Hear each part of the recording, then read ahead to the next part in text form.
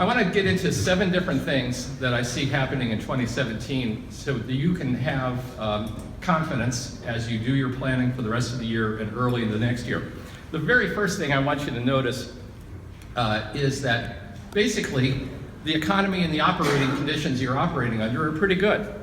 If you take, for example, the Remodeling 550, which is our report on the 550 biggest full service and replacement contractors, this week you should receive in the mail the May issue of the magazine, and it will say that the top 300 remodelers, full service remodelers in America reported 6.7% revenue gains.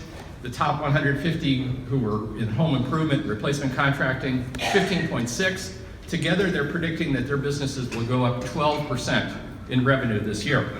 If you were to talk to groups such as Metro Study, which is the data division of my parent company, Hanley Wood, you would see that they're saying that this, all types of spending for housing, we're going to have the best year since 2006.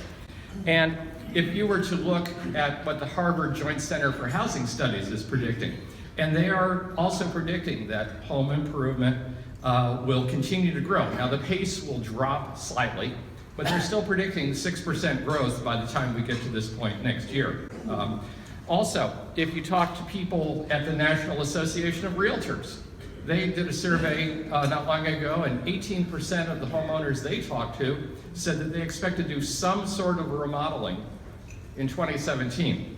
And then just 2 or 3 days ago, House does what they call the House and Home Survey, where they talk to 100,000 different people who are members of House, and they're all predicting pretty good growth too. And what is really nice is that there's also a slight increase in the propensity of these House members to hire a professional to do the work for them. So you add all these things up, and I think that as you're doing your forecast for the rest of the year, I think you should feel good that we're not going to have a recession, we're not going to crash. You can bet from a stance that we are going to grow in the future.